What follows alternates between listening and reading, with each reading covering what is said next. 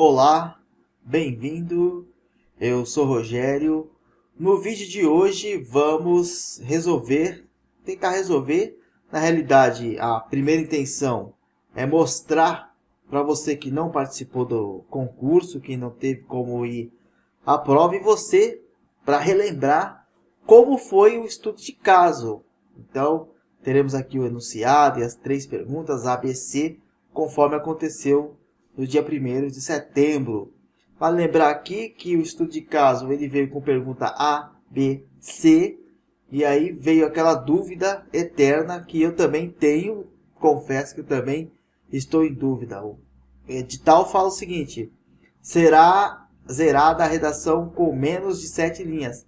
E aí fica aquela questão no ar. É o mínimo de 7 na A, na B e na C, ou seja, o mínimo 21 linhas? Ou seria o mínimo de 7 na somatória A, B, C? Faça seu comentário aí, o que você acha.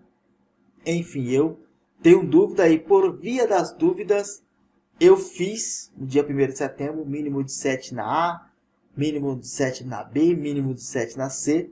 E farei na próxima prova, sabe lá Deus quando que vai ser, mínimo de 7 em cada uma também. Eu não vou dar sopa pro azar. Vamos lá ao estudo de caso. É o seguinte, vale lembrar que o estudo de caso aqui que eu fiz é mais para você ver como é que é a estrutura mesmo. Não leve ao pé da letra a minha resposta. Também espero que não façam piadas. Mas claro, quem quiser comentar um ponto aqui que poderia ser melhorado, ponto acular, fique à vontade, faça um comentário aí, eu vou ler. E, enfim, vou ler e quem sabe eu aprenda algo mais. Então é isso, chega de blá blá blá, vamos ao estudo de caso. Vamos lá ao estudo de caso.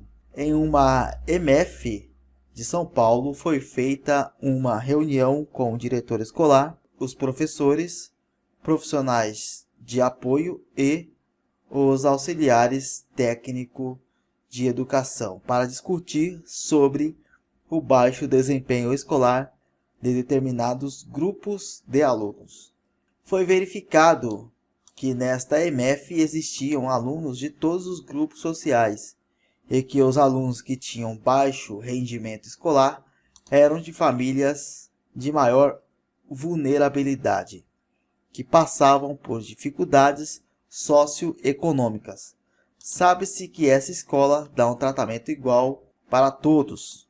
A educação, aqui essa parte, já é uma explicação da igualdade e equidade. Eu não lembro se tinha algum título antes ou alguma coisa, mas se tivesse era coisa mínima. E aí vem a explicação.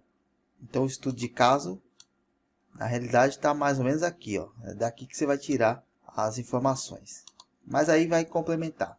A educação como direito defende o pressuposto de que a igualdade de oportunidades entre as pessoas é fundamental para a construção de uma sociedade justa e democrática e que ela, por ser um dever do Estado, pode ser partilhada por todos. A equidade procura reduzir as brechas que impedem direitos fundamentais para conseguir um desenvolvimento integral e vai auxiliar nas questões socioeconômicas, físicas, intelectuais, de gênero, étnico-raciais, de idade, religiosas ou por terem nascido em um território específico. E aí embaixo vem a imagem. A imagem obtida em currículo da cidade, educação infantil, página 30. Quadro 1, quadro 2. Aqui é a imagem dos meninos que iam assistir um jogo no caixote, em cima do caixote. Então você vê aí que não é um estudo de caso muito simples, tá? Não foi tão simples assim, conforme esperávamos. Aí, o importante, pessoal, é importante vocês estarem vendo aqui, como foi o estudo de caso, quem não fez a prova, principalmente, tá? Agora, as perguntas. O pessoal do grupo do Facebook me ajudou bastante e as perguntas estão idênticas. Foi perguntado desta maneira. Letra A.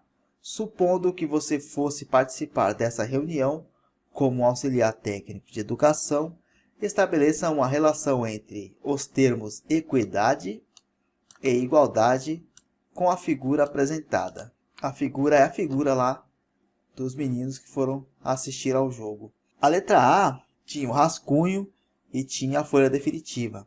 Tanto o rascunho como a folha definitiva era uma folha com 30 linhas. Dá a entender que a maior resposta seria a letra A. Aqui que muitos dizem que você iria desenvolver o estudo de caso mesmo. A letra B, segundo o currículo da cidade, educação infantil, qual a parcela da população que deve ser o enfoque da equidade no âmbito escolar?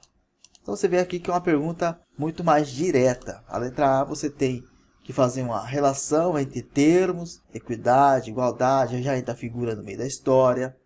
Você participando da reunião como auxiliar técnico, enfim, já é bem mais complexo. Letra B muito mais direta a pergunta. E a letra C também direta. E ambas, B e C, com 15 linhas. Tinha menor espaço para a resposta. De acordo com o currículo da cidade, educação infantil, quando podemos dizer que um sistema de ensino foi equitativo. E aí vem as respostas. E, claro, conforme eu disse, as respostas são pessoais e se alguém puder contribuir de alguma maneira, que contribua, mas eu digo assim, não leve essa minha resposta como uma resposta correta. Porque redação é difícil, né? Dizer o que é certo e o que é errado. Dá para dizer o que é mais próximo do que seria certo, vamos dizer assim. Então a letra A, que o pessoal diz que é o estudo de caso mesmo, olha só. Supondo que você fosse participar dessa reunião, como auxiliar técnico de educação, estabeleça uma relação entre os termos equidade e igualdade com a figura apresentada. No dia eu fiz mais ou menos dessa maneira. O que eu coloquei? É notório que a EMF passa por essa dificuldade do desempenho escolar por parte de um grupo específico de alunos, por tratar todo o quadro de alunos de maneira igual. A escola trabalha sem se dar conta que é preciso equiparar as desigualdades através de uma equidade dentro da escola, ou seja, é preciso dar maior suporte ao grupo que passa por dificuldades socioeconômicas. Caso eu participasse da reunião, defenderia a ideia de se utilizar. Por que eu coloquei em primeira pessoa aqui? Porque a pergunta vem como se você fosse responder em primeira pessoa, caso você participasse. Então, por isso que eu coloquei aqui o segundo parágrafo como em primeira pessoa. Caso eu participasse da reunião, defenderia a ideia de se utilizar da equidade dentro da escola para ter, de fato, uma igualdade entre os grupos. Utilizaria o exemplo do quadro 1 e quadro 2 da imagem do currículo da cidade, Educação Infantil, página 30, onde na primeira situação temos a igualdade de oportunidades, desconsiderando as diferenças.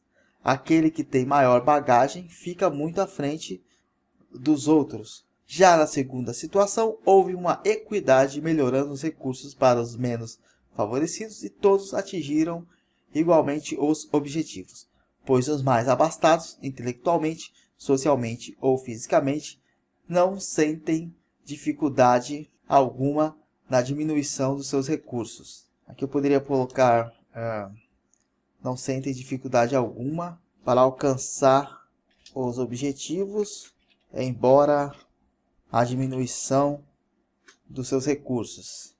Eu poderia pôr assim também.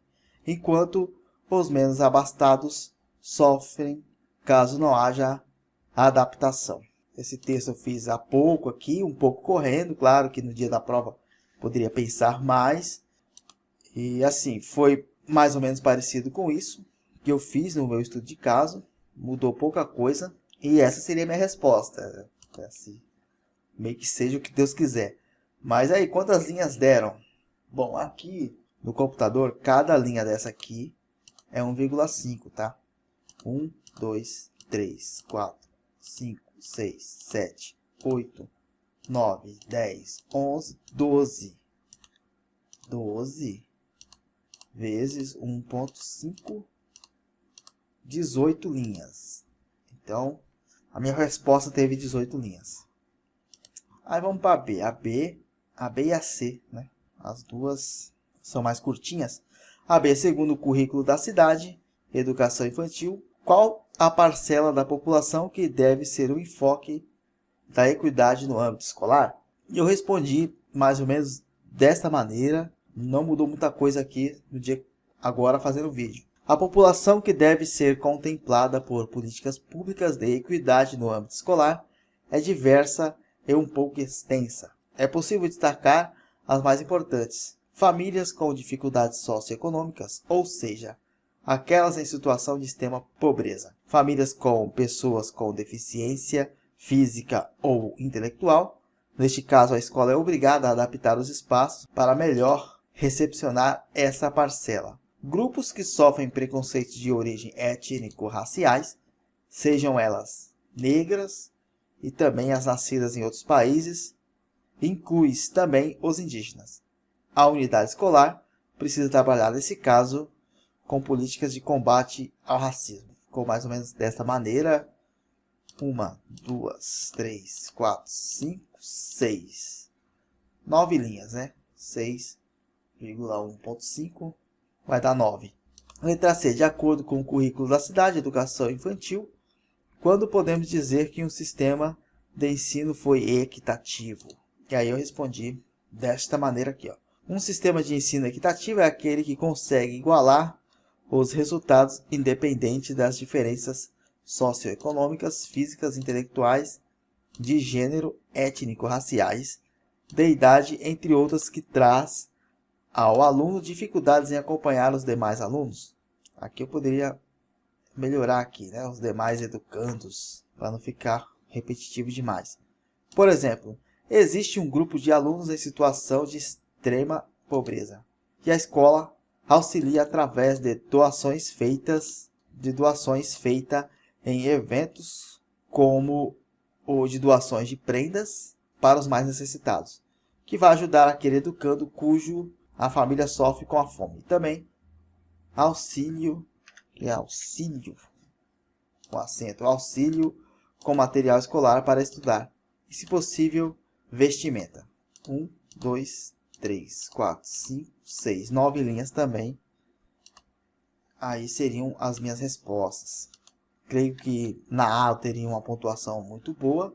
Já na B e a C poderia haver um declínio. Embora a C eu fiz dessa maneira, depois eu olhei a resposta no documento oficial mesmo. Não fugiu da ideia que eu coloquei lá. Não fugiu muito da ideia. A B chegou mais ou menos lá também. Não ficou muito errado. Enfim.